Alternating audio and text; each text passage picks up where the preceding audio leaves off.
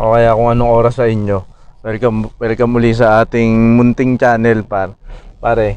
Ngayon, maganda yung tanong nung title na naisip ko. Nakalagay doon, anong magandang langis para sa Toyota Vios? Ito, yung dual VVTi. Ngayon, paano natin malalaman?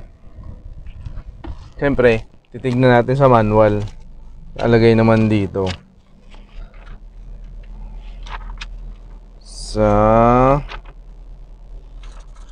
Kapit natin sa oils. Ayan. Bali ang ano dito, 1NR FE. Ayan, nakalagay.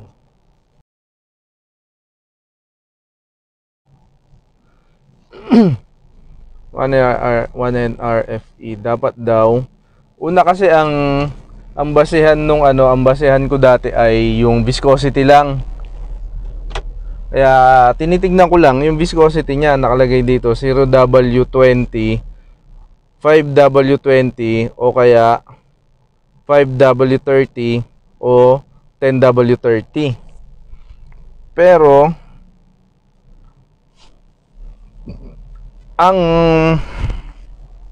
mga number na yun, viscosity ng langis, naayon sa ang paggagamitan mo, ibabagay mo siya sa ambient temperature o yung temperature sa labas ng sa labas. Parang tayo nasa 36 yung 36 yung degrees Celsius. So, ang hinanap po, sakto nag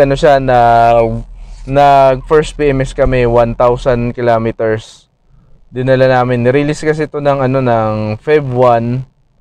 Tapos dinala namin siya ng Toyota Calamba for first PMS ng March bago mag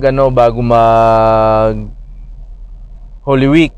So, ang nasa isip ko, yun lang ang titignan ko. Kaya nung tinanong ko anong langis, sabi ko 5W30.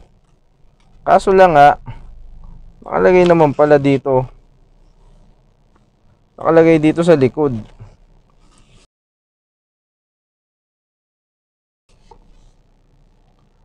Pag galing sa factory daw, ang laman na langis ng makina natin ay 0W20. Tapos ang API dapat na gagamitin mo ay SN o kaya yung latest.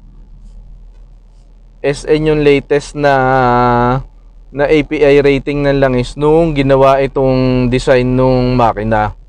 Tapos may isa pang requirement, dapat daw ILSAC certificate, meron siya ILSAC certification mark na panibagong panibagong nagse-certify na body ng langis. Kaya nung napapunta na sa Calamba, ang pinalagay ko ay ito. Bali 5W30 fully synthetic SN/CF. Kaso lang wala siyang mark ng meron na pumasa sa ILSAC. Ano ba yung ILSAC? Unang-una pala, na-search ko kay Google na ang makina ng 1NRFE merong EGR valve at catalytic converter. Ang langis na dapat na ibabagay mo sa makinang ganun ay meron dapat low SAPs na siya. Ibig sabihin low ash. Yung SAP abbreviation siya, SAPS. Ayan, ipa-flash ko kung anong abbreviation yun. Tapos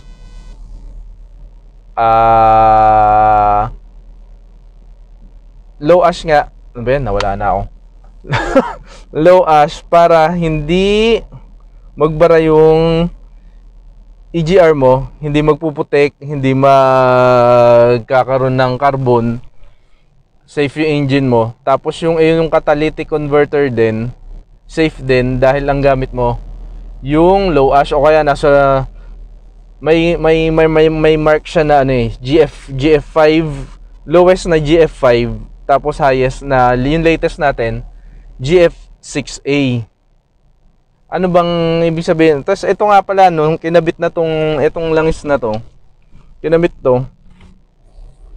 Napansin ko, yung factory oil niya, from the factory, yung original na oil niya nasa nilabas. Hindi sila parehas nung ano eh, hindi sila parehas na nag-change nung color. Itong nakakabit na to, parang pansin ko mabilis siya nag-brown.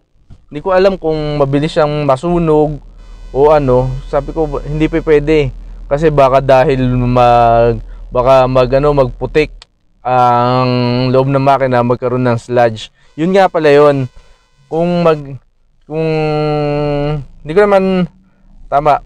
May naman napansin kasi kung ano, picture na ng nagbukas ng valve cover. Nagba-varnish siya, kulay brown. Ibig sabihin, pwedeng dalawang posibleng ano yun na makukuha mo ganung kulay. Either late ka magpalit ng langis o kaya yun nga, hindi akma yung additive nung langis na ginagamit mo doon, mabilis masunog kaya kulay brown o kaya parang varnish na kumakapit na doon sa valve train mo. Nakita ko yung ganun yung karakteristik nito. Sabi ko patay, parang hindi akma para doon. Ang tinakbo lang naman niya, wala pang 1,000 kilometro.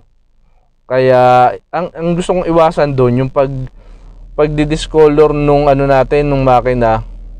Tsaka maging safe din yung yung EGR valve natin. Tapos hindi rin magka-sludge. Hindi rin naman ako maselan din naman ako sa pagpapalit ng oil. Yun nga lang, kung mali talaga ang langis na nilagay mo, una pa, pag hindi mo sinunod yung hindi mo sinunod yung viscosity niya, pag naglagay ka ng mas malapot, sabihin natin 10W40, habang tumatanda o kaya habang nagagamit mo yung langis sa loob ng sa loob ng makina, sa simula 40 yung lapot niya, habang tumatagal yun nagagamit, lalong lumalapot. Kaya yun yung nagiging problema kung magkakaroon ka ng sludge habang tumagal siya. Tapos alam naman natin Euro 4 na yung ating Euro 4 na yung ating makina. Habang tumataas yung ano ba yung Euro 4? Euro 4, yun yung category niya para mas strict yung ating emission, kasi kinokontrol na nga yung sa emission, mas mahigpit. Habang humihigpit ang emission na classification niya, nagiging mas maselan yung ating maarte, yung ating makina. Dapat susundin mo yung kung anong dapat nakadesign na langis para sa kanya, yung required. So yun, posibleng bumagsak ka sa emission kung mali ang gamit mong langis. Tapos yung fuel economy, hindi ko nagustuhan yung nung dito sa langis na to. Tapos kung meron din kayong nakikitang langis na nakalata, ilalagay ko yung picture. Yung spec niya, pasok dun sa spec na nakalagay sa manual. Nakalagay API SP 530, tapos GF5. Kaso lang nga, nakita ko siya sa Auto Supply. Ang isang galon niya nasa 1.5, pwedeng ibigay ng 1.5. Kaso lang parang masyadong mura. Kasi ito 2.7 na to eh. Kinuha ko sa kasa. Parang masyadong mura para sa ganung klaseng langis na mas mataas ang rating niya o kaya yung spec niya kumpara dito.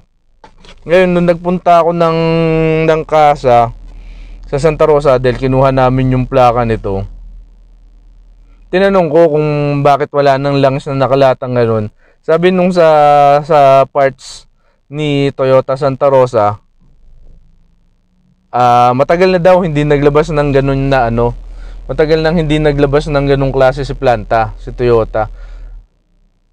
matagal nang hindi naglabas ng ganong langis si planta.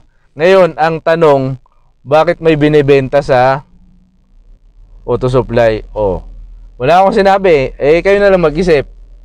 No, pero ang sa akin, buti na lang hindi ko sinubukan yung langis na yon. Ngayon, ano ngayon yung langis na na susubukan ko? Ito. Ayan. Motul. Motul, baka naman Motul Philippines hashtag. Tawag dito H-Tech Plus. Kasi makikita nyo yung API donut nya. Ito. Ito ngayon napili ko. Ayan. Motul. Ayan, tama yung ating viscosity. 5W30. Tapos ang API niya SP. Tapos tingnan natin kung low sap siya. Oy, wala nga. Patuwa pa ng manok ko. Kung low sap siya, sabi dyan, yan, full synthetic 5W30 API service SP. Tapos ayan yung ILSAC na bago, ILSAC GF 6A. So pasado siya sa requirement ni 1NR FE o kaya nitong Toyota Vios. So safe tayo dito. Yan. Sayang at nahuling dumating to eh. Nahuling dumating tong langis na to. Dapat nung Sabado napapalit ko na, naikasa ko na rito sa sa BIOS. At nasubukan kung magbabago ang fuel economy o kaya yung performance niya. Akit dapat kami ng Baguio. Yun ang susunod na abangan nyo. Na gagawin nating video.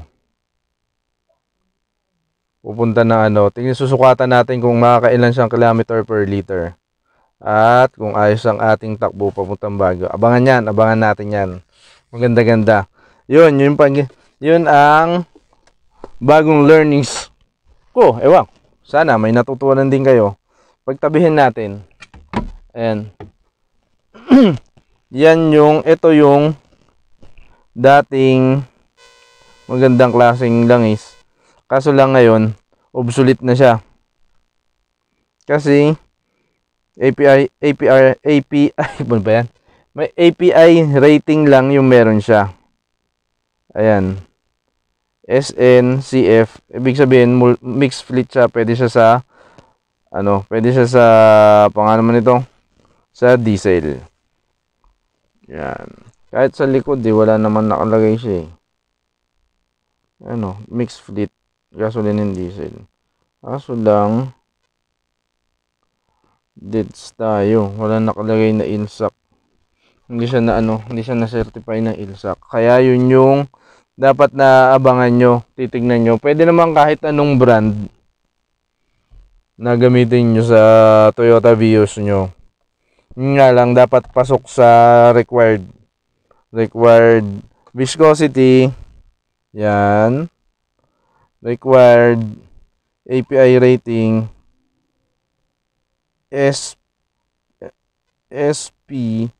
Tapos required ILSAC rating GF6A para alaga ang ating makina. Wala tayong ash content, lower ash content. Yan. So yun, sana may natutunan kayo. Ako may natutunan din ako, kaya tawa ng tawa yung asawa ko kasi mali daw yung nilagay kong langis. Tagal nun, mga 2 gabi ko ata na iniisip yun. Mali yung nailagay kong langis, bakit ko na-skip. Ko lang siya. Nagbabasa naman ako ng manual, kaso lang nakita ko lang siya dun sa post ni dito din sa Vios Nation. sa post ni yung may seller ng Totachi. Nakita ko yung part na yun na manual na may nakalagay na palang ILSAC rated dapat ang ating langis. So, kaya agad-agad tumingin ako sa spec nung makina. EGR, equipped na nga siya. Tapos may catalytic converter. So, safe na tayo sa Motul. Ikakasa na lang natin to. Okay, bye.